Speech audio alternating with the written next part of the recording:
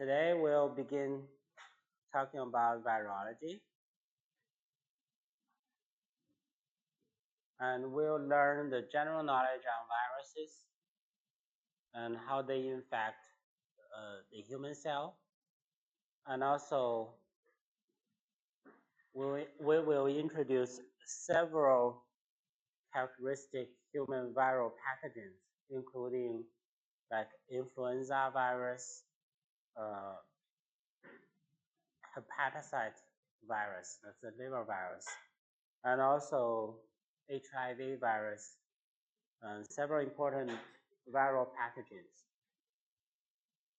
If we have time, we'll introduce a little bit about fungi by the end of this semester. But if time is limited, we'll just finish viruses. You take your seat.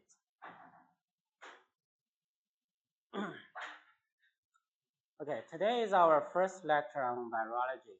We'll introduce the general properties of viruses. Okay. Before we talk anything about the virus, I have a quick question for you. Is a virus a life of life, a type of life? No. Anyone say yes? No. Well, usually, yeah, we don't believe that a virus is a type of life. And even though this question is debatable, some people believe that it's a special form of life. And we don't believe a virus is a life because it cannot live independently by itself. It relies on host cell machinery for its replication. It does not have the essential enzyme for its energy production. So here is a definition of a virus. And you can see that it's, well, relatively short, but I like this definition a lot because it's very accurate. It says that a virus is an infectious agent. It didn't mention anything about organism or something like that. So it says just some agent. But this agent is infectious. It can infect other cells or other hosts or other animals. And it also mentioned the chemical components of the agent, made up of nucleic acid wrapped in a protein coat. And the protein coat is called capsid. So it's a very short sentence, but it contains a lot of information.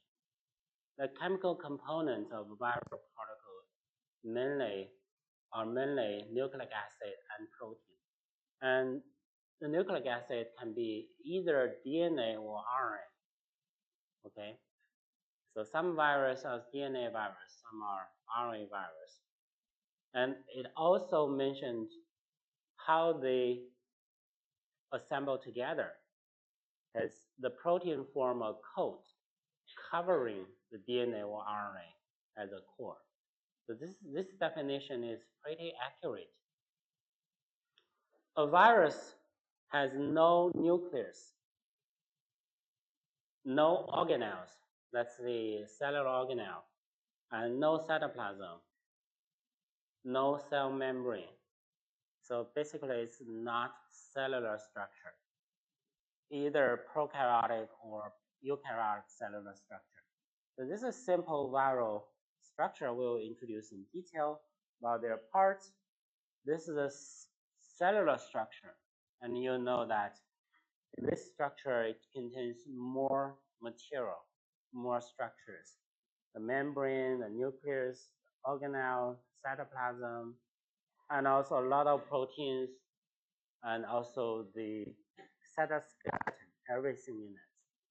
But a virus particle is much, much simpler than the cellular structure. Ready? Okay. Viruses use either DNA or RNA at their genome, but not both. Keep that in mind, okay?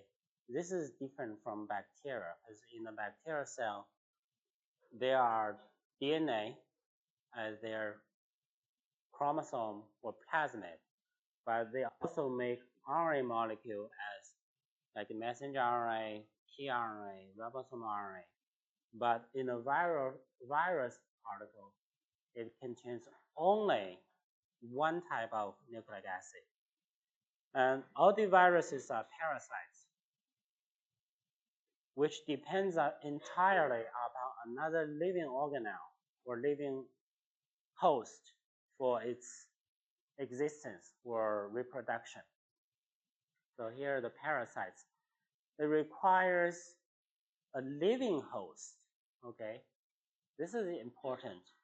It can only infect a live cell or live animal. If the cell is already dead, it's not useful for the virus.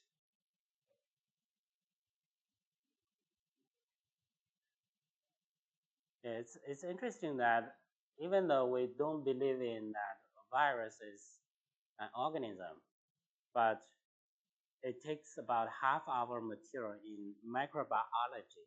So in our textbook. So even though it's so special that you can, well, from the definition, it's not an organism, but it takes part of our textbook to talk about viruses. Okay, here we need to know the important structure of a viral particle. Here is a schematic drawing of a viral particle. Well, the core here in the middle of the particle, that's the core. While in the core, that's a nucleic acid. Either DNA or RNA, depends on the type of virus. The core is coated, okay, in the protein shell.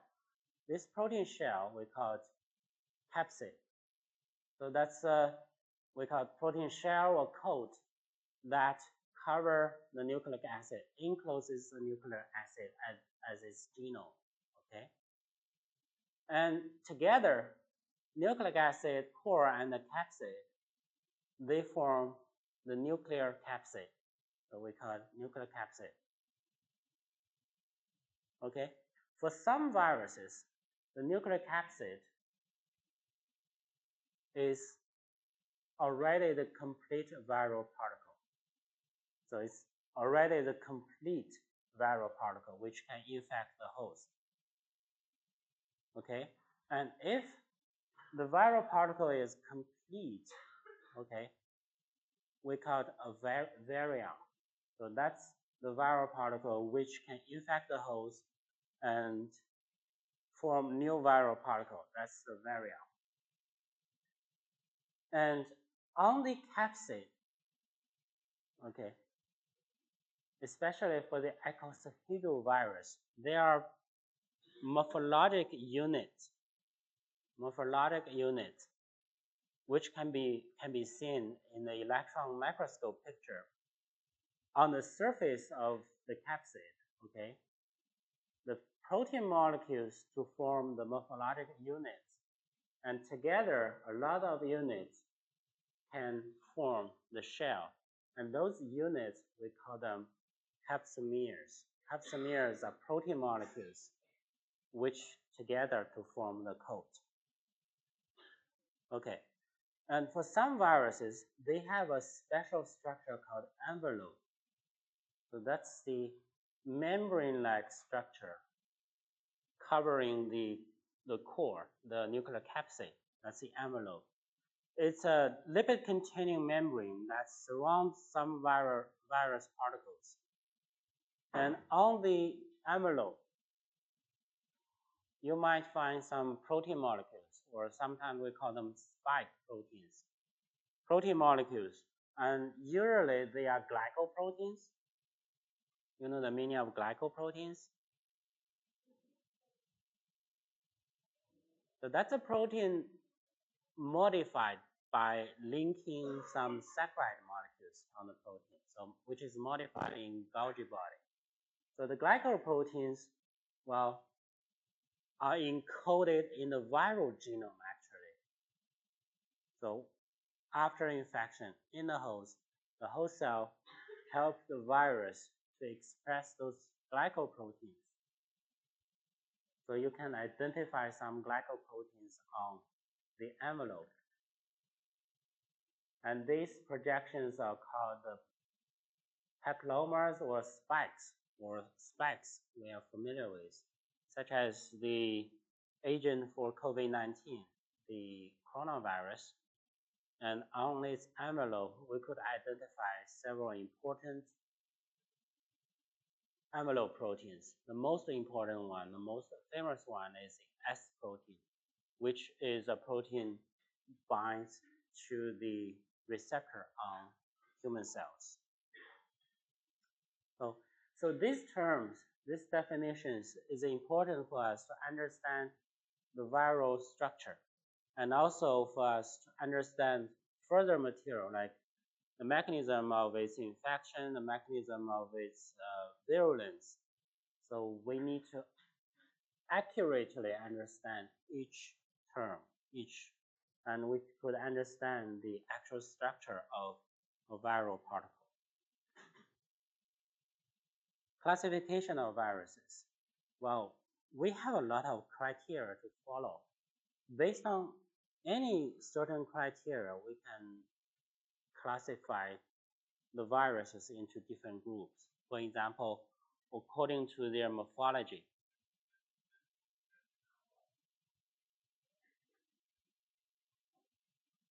Okay, according to the virus morphology. Some are like spherical-like structures, some like helical structure or complex structure, according to their genome property, whether it's DNA or RNA. So we can categorize them into different groups according to their genome organization and replication, whether it's single-stranded or double-stranded, whether it's segmented or not. There is only one piece of nucleic acid or several pieces of nucleic acid in its genome. And according to the viral protein properties or antigenic properties, or like even the host property, the host species, host range. Like this virus can only infect human with, we call it the human virus, while another one can only infect the tree in the garden. So we call it the plant virus. So according to the host range. But just in case you know this information, you don't have to, well, reset everything. Okay, this table shows us the different families of animal viruses that contain members which are able to infect humans. So basically, all those are the human viruses. And you can put them in this table according to different properties, such as the nucleic acid property, the capsid symmetry, vary on with envelope or not, size of the particle, okay, here, and also the size of their genome. So you can list everything in an order in the table. For example, in the upper part of the table, with deep color, that's the DNA virus. All these viruses use DNA as their genome, while the lower one are RNA virus. They use RNA as their genome. And okay, and also whether they like the capsid symmetry, some are icosahedral, some are helical, and ether sensitivity. Some viruses are sensitive to ether. Usually those are the enveloped virus, okay? See here, enveloped, sensitive. While naked, usually they are resistant to ether. Okay. So you don't have to remember all the information in this table, but just make sure that if you want, you can check those information and you can understand it. Okay, the sizes of viruses. And we mentioned that before on our first lecture, that viruses are so small and they are at the range of 20 nanometer to 300 nanometer, which is smaller than the resolution of light microscope. So it's hard to see a viral particle with a microscope we use in the lab. So we need to use electron microscope to study the morphology of viral particles. Either the scanning electron microscope or the TEM. Okay, and their morphology, and you can see it's a lot of types. Some are okay. This one spherical structure, while some are like in a filament or in a bullet-like structure, and some are in like complex structure like the phages or the pox viruses. So they look different. And in recent years, there is something I want to update with you that there are some discovery of giant viruses, giant DNA viruses. Those new discovered viruses are very big. They are on micrometer size. So you can actually see it with a light microscope. They look like bacteria, but they are not. They are actually viruses. Their genome is much bigger, and they encode more genes in their genome, but they are still viruses. They cannot live by themselves. They need to infect the host. And this information might give us some clue that a virus might be a cell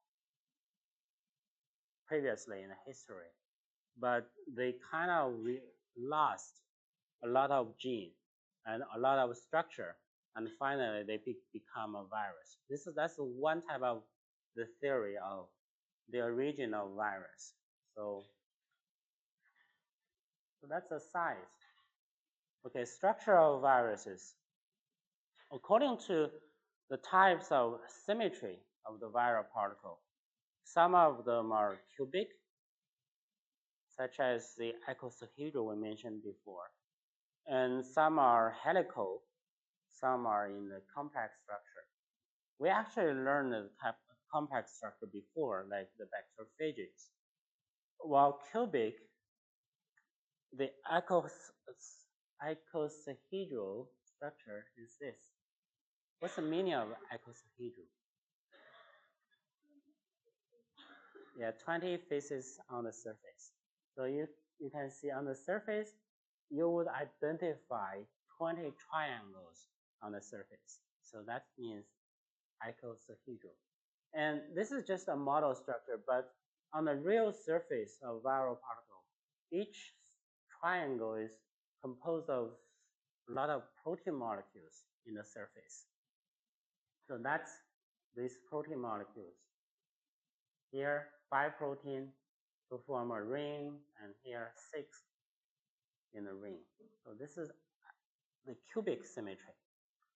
The second one is helical symmetry. This is the first virus identified by human. The RNA virus which can infect tobacco, the plant. It's an RNA genome in a helix, okay, like this, helix structure. And the protein also binds to the RNA and in a helix structure. There's a helical symmetry. The next one is complex structure.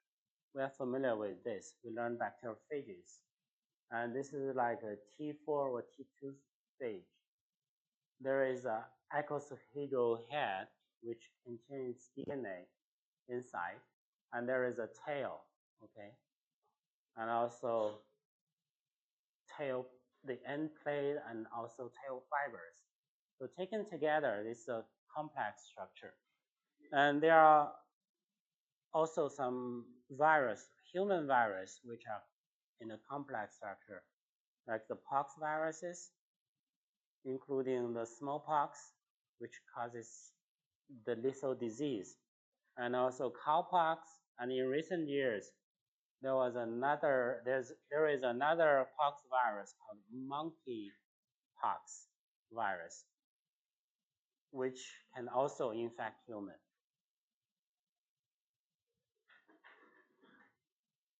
Okay, chemical components of the viruses. As we mentioned just now, the two major chemical components in a viral particle are the nucleic acid and protein. The viral protein forms the capsid, the coat. And also it contains some enzyme inside the particle. So the viral proteins can be further divided into structural protein and non-structural protein.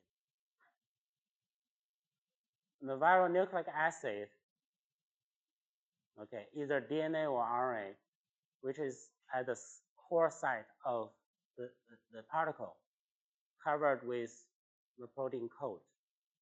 And there are also other molecules in the viral particle.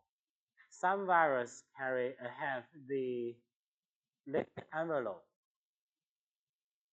So that's a membrane-like structure, which is derived from the host membrane. And on the membrane, there are glycoproteins. So that's the proteins which are modified after translation, linking with the saccharide molecules on the protein molecule.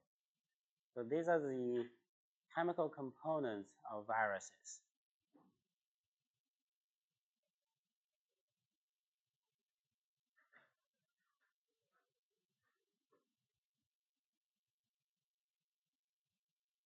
Okay.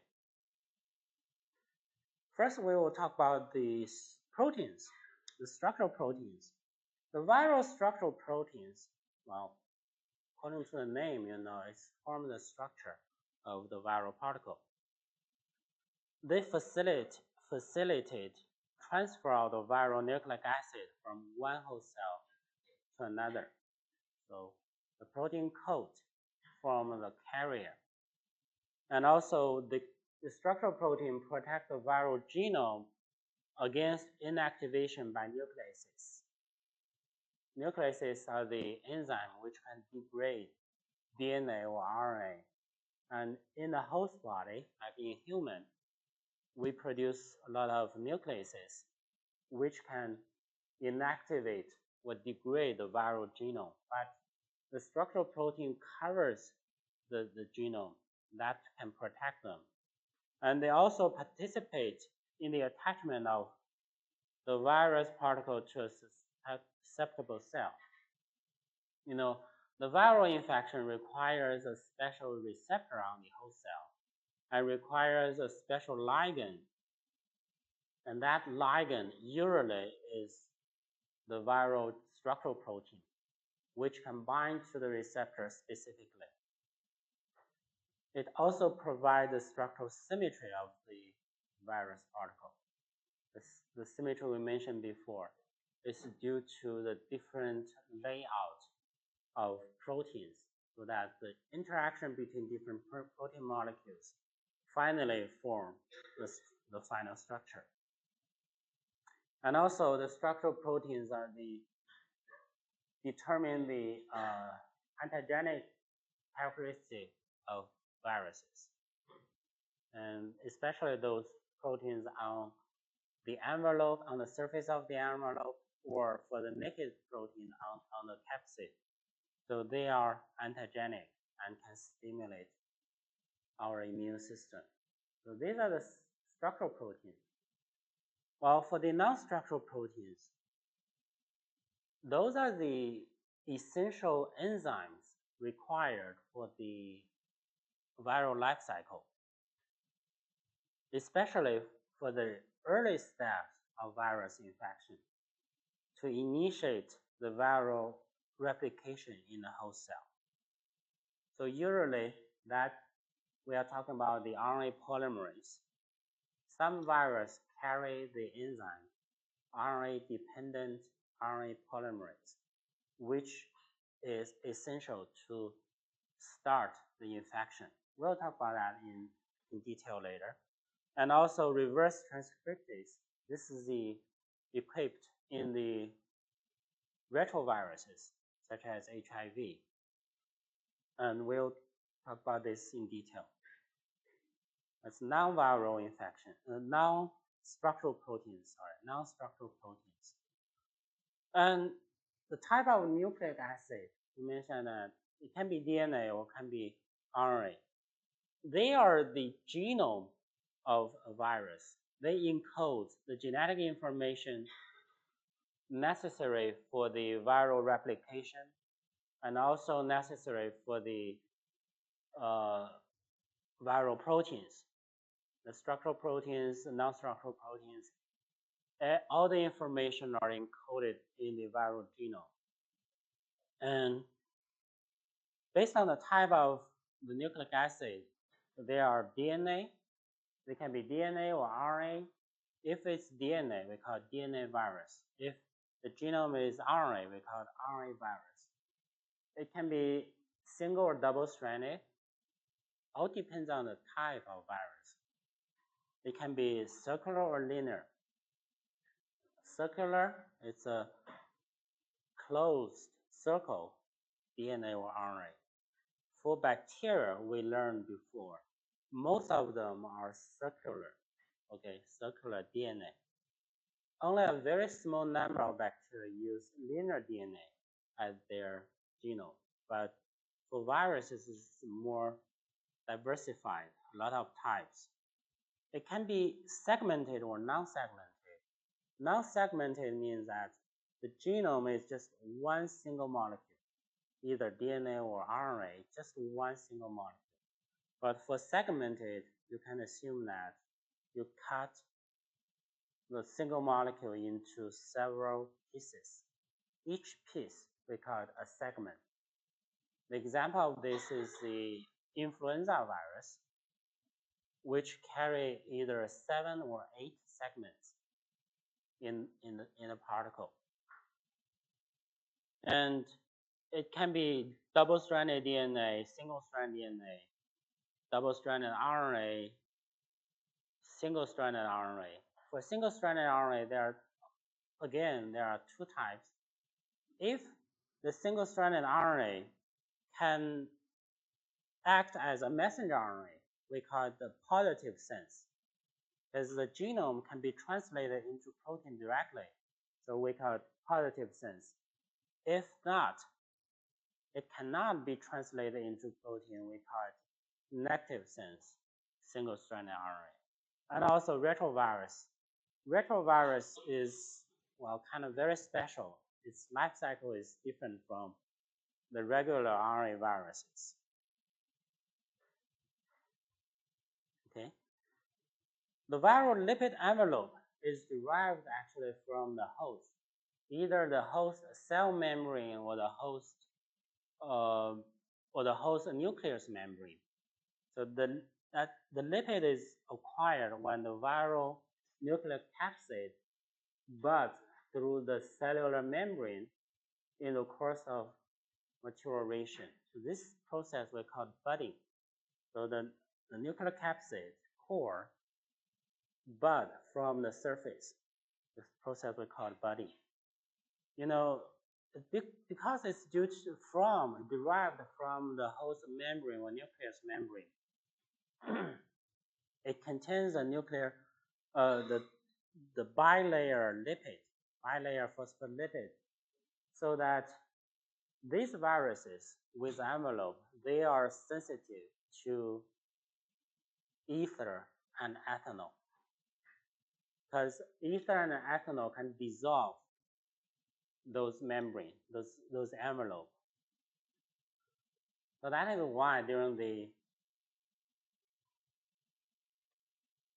during the COVID-19 pandemic, if you remember that for a long time we used ethanol a lot, and if we suspect that the knob on the door is contaminated by COVID-19 virus, or that in the elevator we spray ethanol on the elevator button, that can kill the COVID-19 virus, because COVID-19 virus is envelope virus and it's sensitive to ethanol.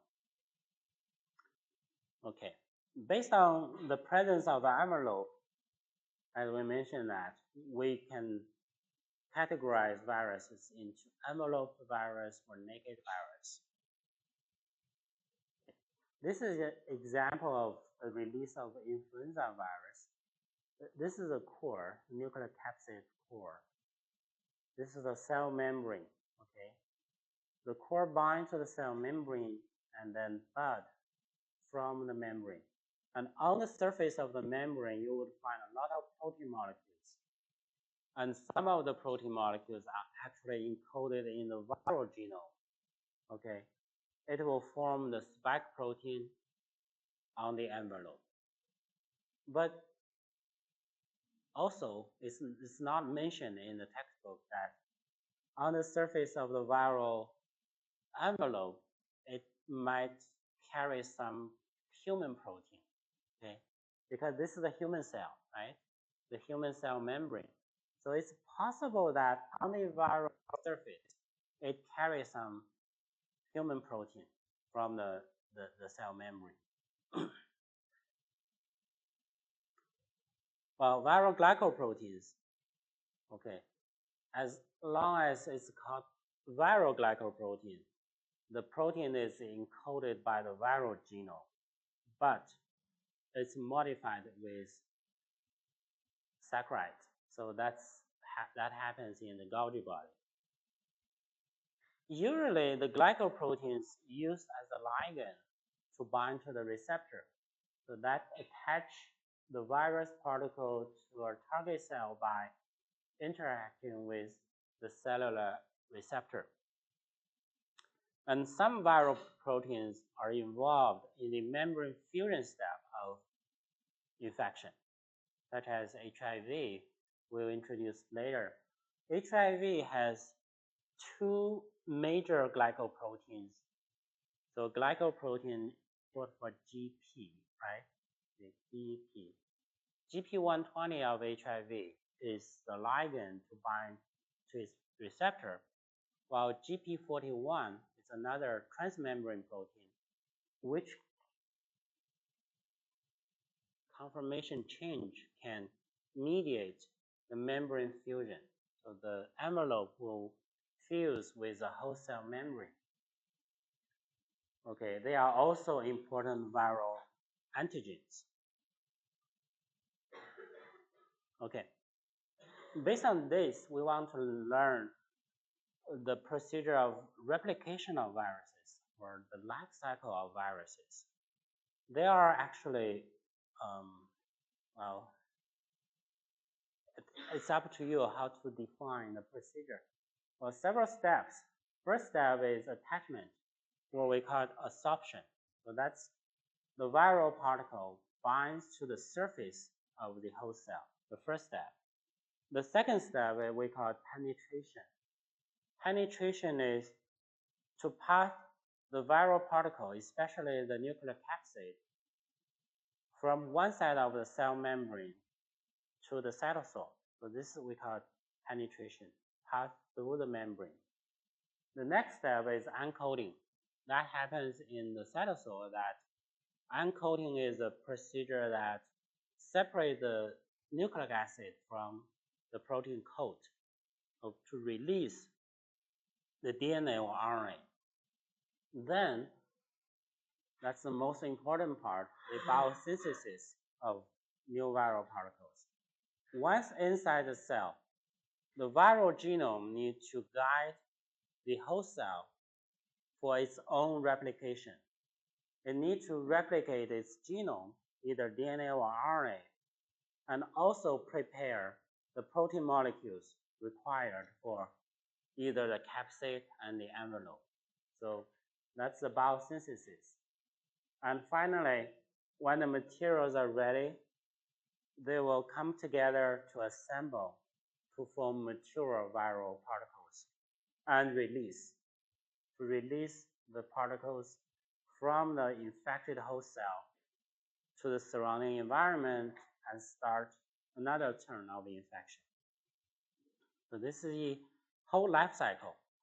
The first step is attachment, or sometimes we call it absorption.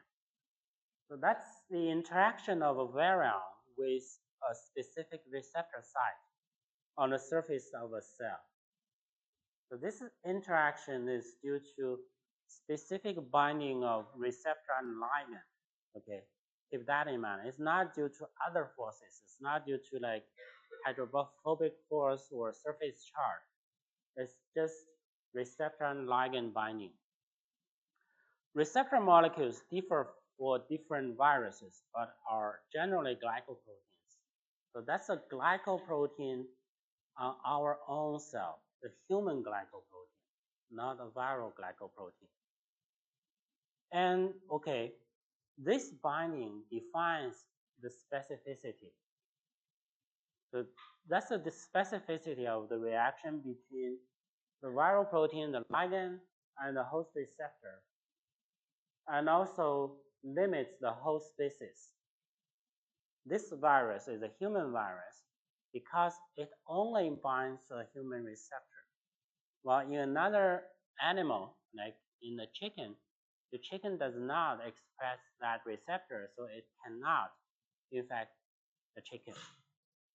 So that limits the host species, and also it limits the cell and tissue specificity.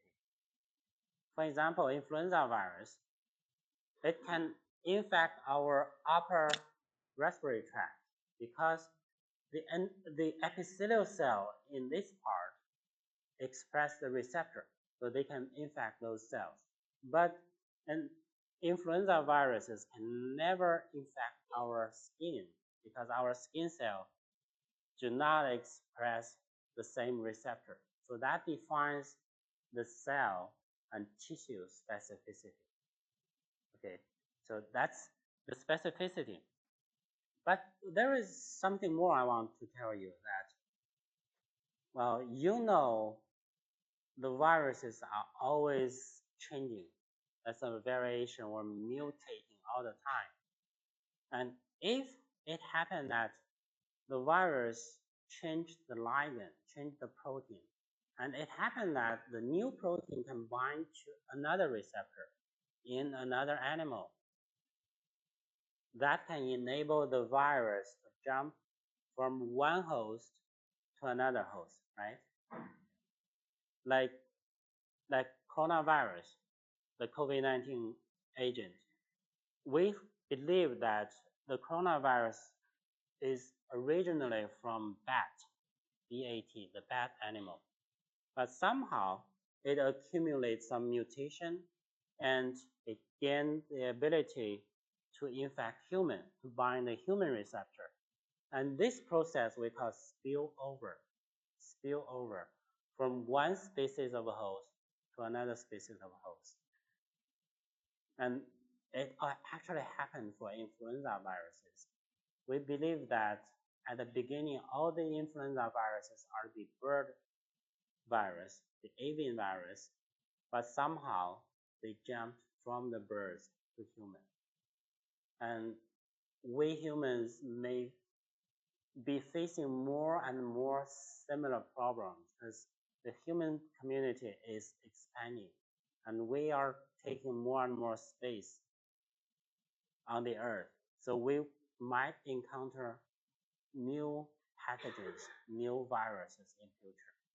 So we should understand this mechanism. So this is attachment. For the attachment, well, for the enveloped virus, it's covered with the envelope. And the ligand protein usually are located on the envelope. So that's the red one. That's the ligand. which can bind to the host cell receptor. So that's the that's the enveloped virus. While for the naked virus, it's this. It's not covered with envelope, but the ligand is on the capsid, on the protein coat. Okay, it can bind to the host cell receptor. Okay, the second step is penetration. Penetration, as we mentioned, that is the process that the viral particle come across the membrane to get into the cell. And it can happen in two different ways. Usually for the naked virus, they get into the host cell through endocytosis. Okay, endocytosis.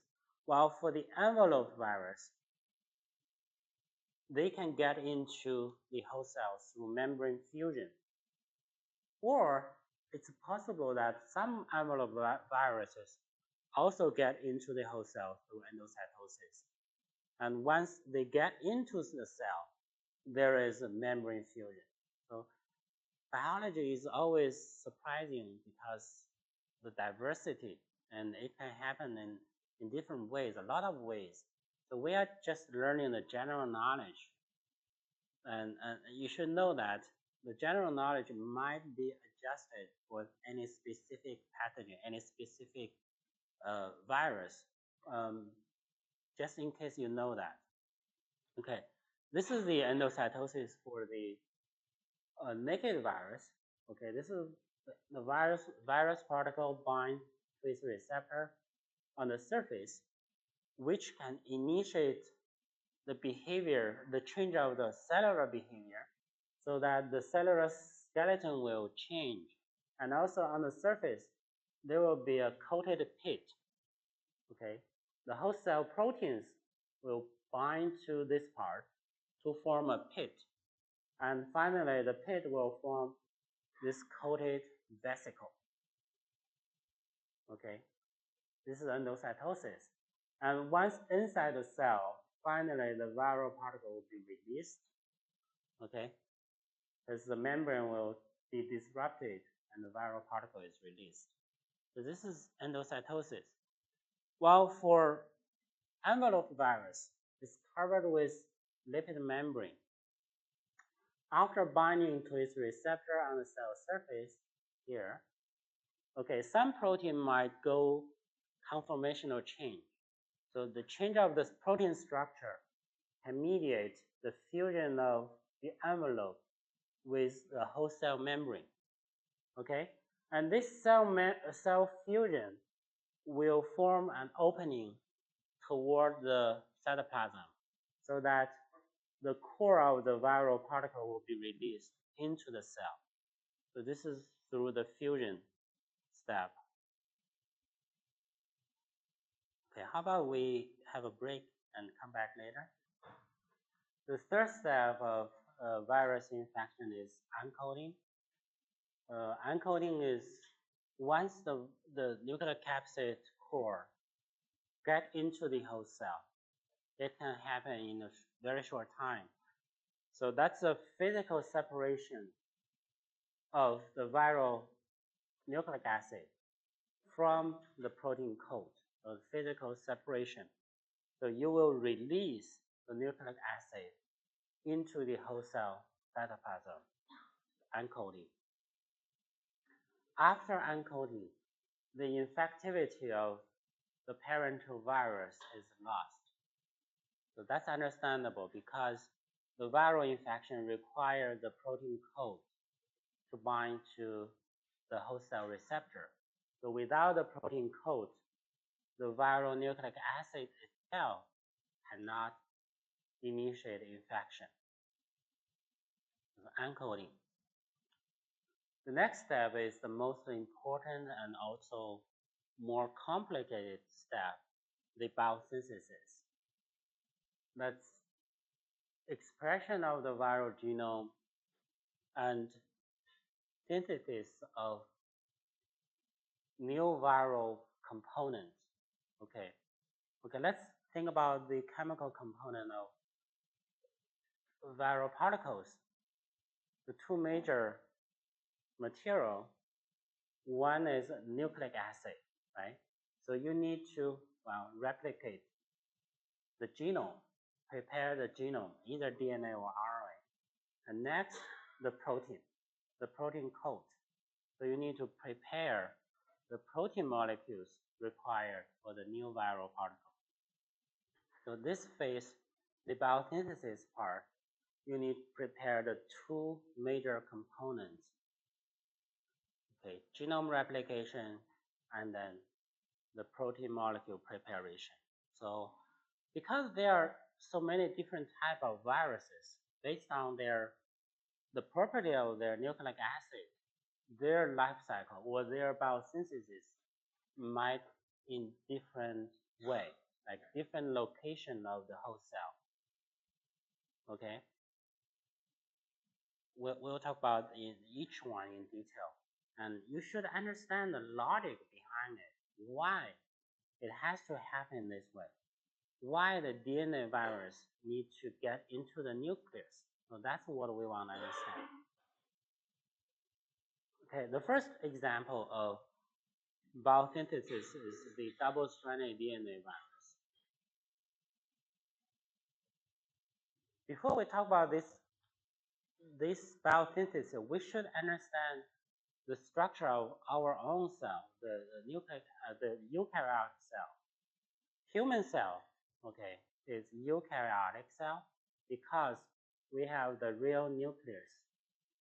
And the nucleus membrane, the double membrane, will actually wrap our DNA in the nucleus. Okay, that can separate our DNA from the cytosol. So the two different environments. And only in our nucleus, we have the DNA polymerase. That's for DNA replication in the nucleus. And only in the nucleus, there is RNA polymerase for transcription to make messenger RNA. So that is limited to the nucleus. So for some virus, they have to get into the nucleus because only in the nucleus there are essential enzymes there. If they stay in the cytoplasm, they cannot work without the material. For example, here, the double-stranded DNA virus.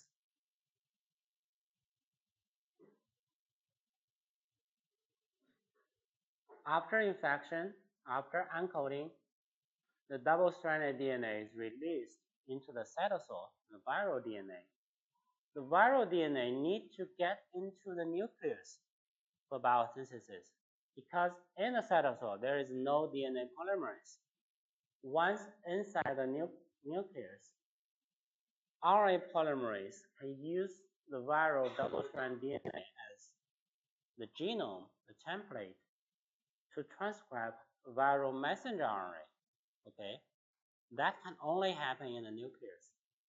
The viral messenger RNA, well, once it's transcribed, it cannot work in the nucleus because for translation, the ribosomes are only in the cytosol, so that the messenger RNA will travel into the cytoplasm for translation to make the viral protein. So the viral proteins will be translated in the cytosol. While the DNA, the double-strand DNA in the nucleus, can be further replicated into multiple copies. And this can only happen in the nucleus because only in the nucleus we have DNA polymerase to replicate the DNA. But that causes a problem. Your DNA is here while your protein is here. So they cannot come together to assemble to form new viral particles. So there are two ways to meet it together. One way is that the protein travel into the nucleus to assemble to form new viral particle. The other way is that the double-strand DNA travel into the cytosol for assembly. Actually, in the real world, both ways can happen, or it depends on the type of viruses. For one virus, it happens here, while for the other virus, it happens there. So it all depends on the type of the species. So this is the life cycle. So this is the biosynthesis of double-strand DNA. Okay, let me show you a short video on this. Of double-stranded DNA virus takes place in the nucleus of the host cell and uses the host cell's replication machinery. After entering the host cell, the virion uncoats in the cytoplasm, releasing the double-stranded DNA. The double-stranded DNA then moves into the nucleus, where it will begin biosynthesis. RNA polymerase transcribes one of the strands of the viral DNA to create a messenger RNA molecule. After transcription is complete, the messenger RNA leaves the nucleus and is then translated into capsomere proteins used to assemble new viral capsids.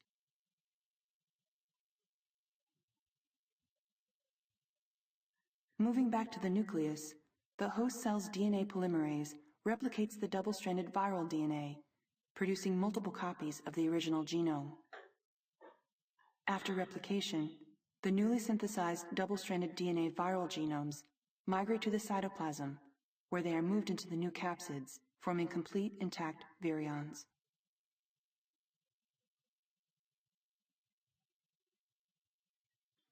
So you can see that the video is a little bit different from this picture.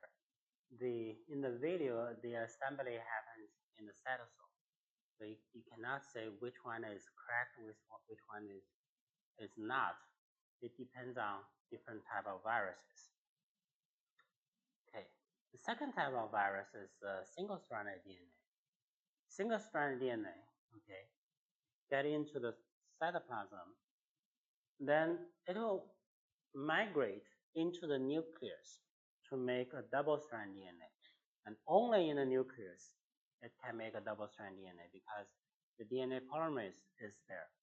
And there, transcription happens to make messenger RNA.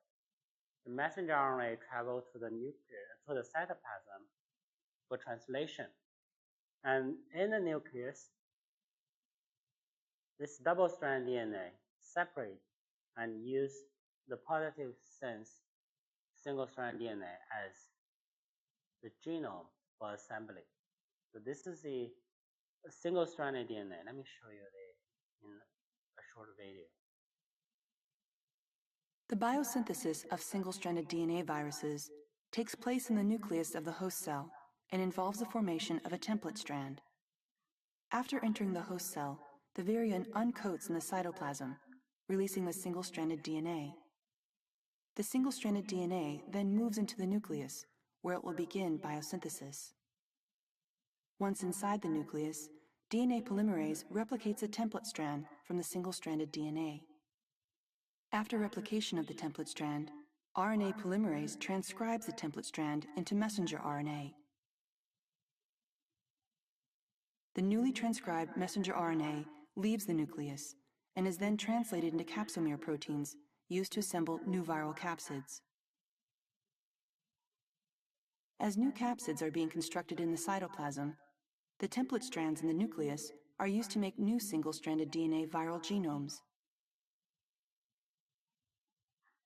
After replication, the newly synthesized single-stranded DNA viral genomes migrate to the cytoplasm, where they are moved into the new capsids, forming complete intact virions.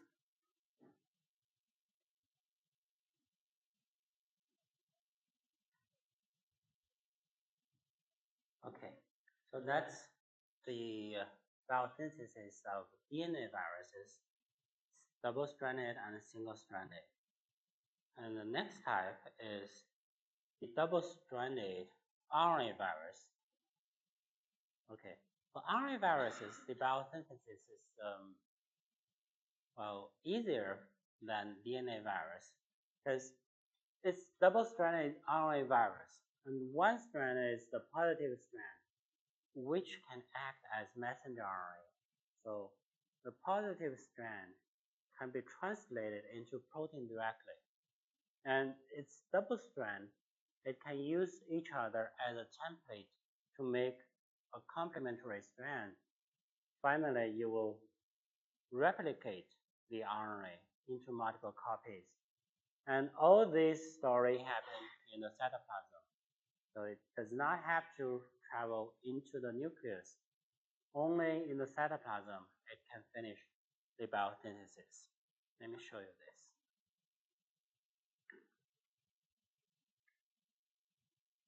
Biosynthesis of double-stranded RNA viruses takes place in the cytoplasm of the host cell. After entering the host cell, the virion uncoats in the cytoplasm, releasing the double-stranded RNA. The two strands of the RNA separate, and a template is made from each strand. One of the template strands is in the form of messenger RNA, and it is translated into capsomere proteins used to construct the viral capsid. While the capsomeres are being constructed, new double-stranded RNA genomes are made. The newly synthesized double-stranded RNA genomes are moved into the newly constructed capsids to produce complete, intact virions.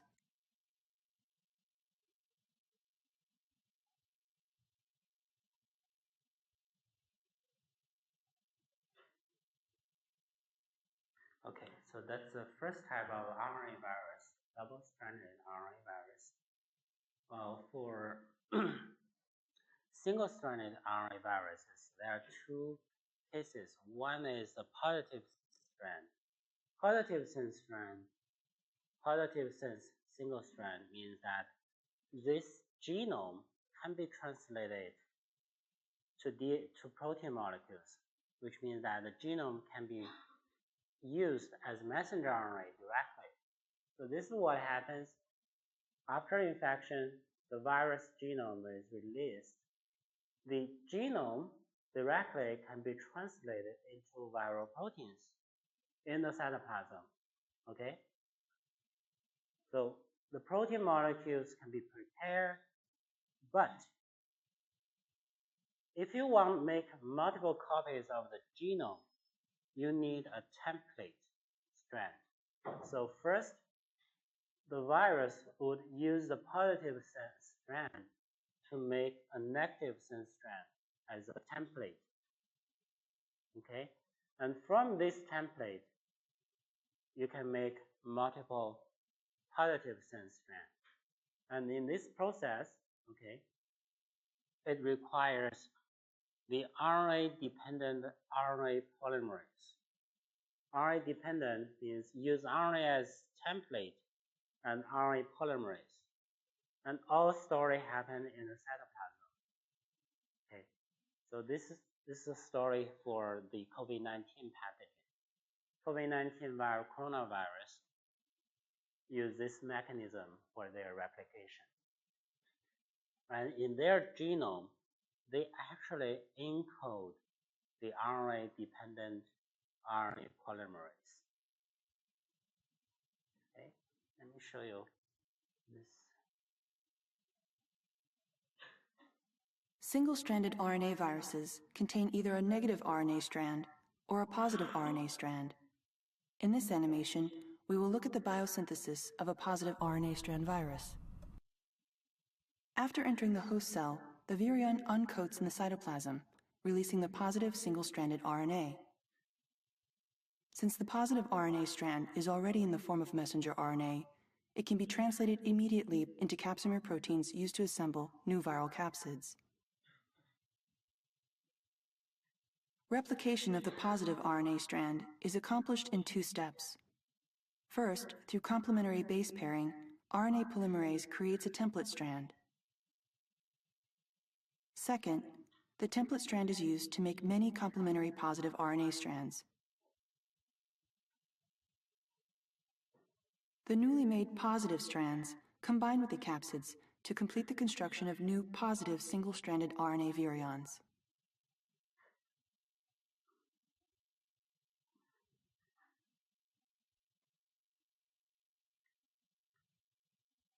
Okay, so that's the first positive sense single-stranded RNA virus. And the next one is the negative sense single-stranded RNA virus. Negative sense, so which means that this genome cannot be translated directly. So it uses this genome as a template to make a positive sense strand, which can be translated as messenger RNA. And this step, okay, the viral particle just get into the host cell, while the host cell does not have the RNA-dependent RNA polymerase. So how this happens in the cytoplasm? The answer is the virus particle is already equipped with maybe a couple of copies of the RNA-dependent RNA polymerase. It's already in the viral particle as a non-structural protein. So once get into the host, it uses the enzyme carried by the viral particle to make the positive sense strand. Then the proteins can be made, can be translated, and okay, this positive sense strand can also act as template to make multiple copies of negative strand RNA genome. And finally, these two molecules will come together to form new viral particles. So this you need to understand that for negative sense single-strand RNA viruses, they carry their own RNA-dependent RNA polymerase. Let me show you this video. Single-stranded RNA viruses contain either a positive RNA strand or a negative RNA strand. In this animation, we will look at the biosynthesis of a negative RNA strand virus. After entering the host cell, the virion uncoats in the cytoplasm, releasing the negative single-stranded RNA. Unlike positive single-stranded RNA, the negative-stranded RNA is not in the form of messenger RNA. So RNA polymerase must first make template strands through complementary base pairing. These template strands, which are in the form of messenger RNA, can now be translated into capsomer proteins used to assemble new viral capsids. The template strands are also used to produce new negative RNA strands. The newly made negative RNA strands combine with the capsids to complete the construction of new negative single-stranded RNA virions.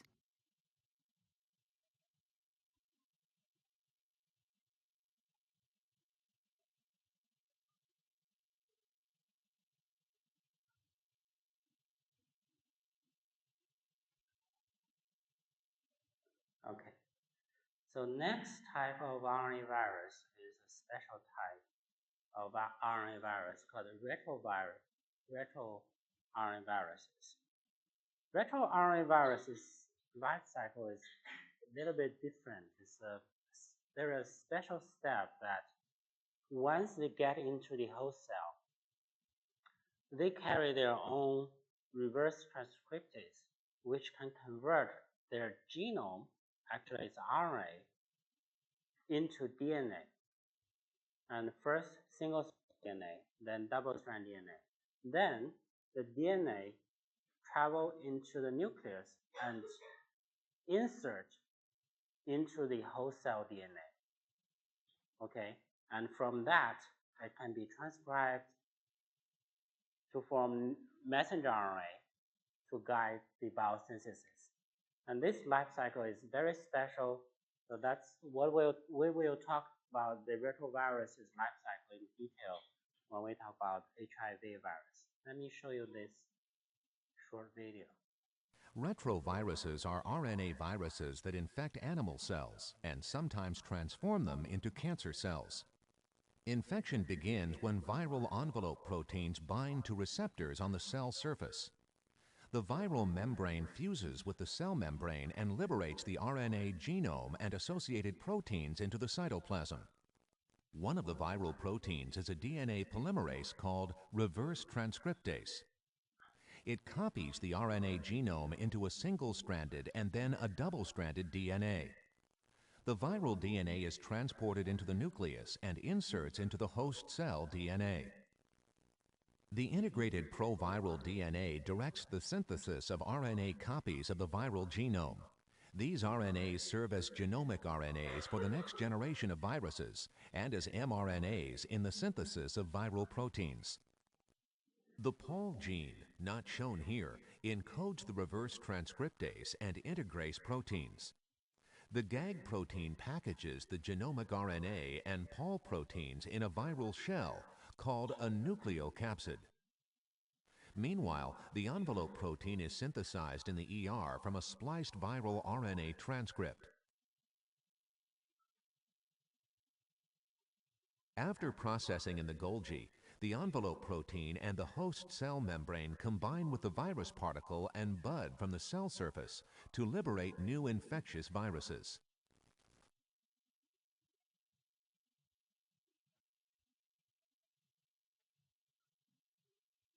Okay, this video actually shows us the life cycle of HIV virus and retrovirus in human T cells, CD4 T cells. Okay. The last step of virus infection is the assembly and release. The newly synthesized viral genome and the capsid polypeptides assemble together, as we saw in the video, to form new viral particles. And new viral particles need to leave this infected host cell, as without leaving the host cell, they cannot infect other cells. It doesn't make any sense. While leaving this infected host cell, there are two ways. Usually for the non-enveloped viruses, okay, the naked viruses, the number of viral particles will accumulate in the cell. Once there are a lot of viral particles, the host cell is lyse, so that the viral particle kill the host cell and release the viral particles. So this lyse and release. While for the enveloped virus, as I showed you before, like the influenza virus, it mature and release the host cell through a process called budding. And during this budding process, the virus envelope proteins, glycoproteins, are inserted into the cellular membrane. And the viral nucleocapsid then bud through the membrane at these modified sites, so that finally the new viral particle will leave the host cell gradually. Okay, so it's a mild process. And for influenza virus, we now have some medicine targets on this budding process, which can inhibit the budding, so that we can inhibit the viral replication. Okay, there are several other terms we want to understand. The first one is defective viruses. A defective virus is the one that lacks one or more functional genes required for their replication. So that the virus can infect the host cell, but because they lack essential genes, like essential enzymes, they cannot replicate by themselves. But for the defective virus, if there is some helper activity, other viruses can help the defective virus to replicate. So those help activity is from another virus. We call them the helper virus. The helper virus can be a related homologous virus, a virus from a related species or the same species, which are healthy and they can help them to replicate. But it can also be some virus which are non-related. The other virus will help them to replicate. In future, when we talk about the hepatitis viruses, we'll talk about HDV, which is an RNA virus, but it's a defective virus. The helper virus for HDV is actually HBV virus. HBV virus is a DNA virus, which can help HDV. Okay, we'll talk about that in detail. Another term we want to learn is the interference phenomenon, which means that if, like in the lab, when you culture the cell or some animal like a human, if you are infected by two viruses at the same time in the same cell, the viruses would influence each other, and finally only one type of the virus can replicate while the other one cannot. And this phenomenon we call interference. This can happen in different ways, different reasons. For example, one virus may inhibit the ability of the second to attach to the surface. Okay, it cannot attach to the surface. It cannot get into the cell and replicate. And this can happen by blocking the receptor or destroying the receptor. Or that one virus may compete with the second one for components of the replication apparatus. So that's also possible. Or that the first virus infection can stimulate the host cell to produce something to inhibit a second virus infection. For example, the first viral infection can stimulate the host cell to produce interferon alpha and beta, and those are the human proteins which can inhibit other virus infection. So this is the interference phenomenon. Okay, and some defective virus can also interfere other virus infection. This we call those defective viruses defective interfering virus particle. Even though they cannot replicate by themselves, they can interfere other virus replication. So sounds like the defective viral particle can be useful, right? They cannot replicate, but they can also interfere other virus replication. So that's the defective interfering viral particle.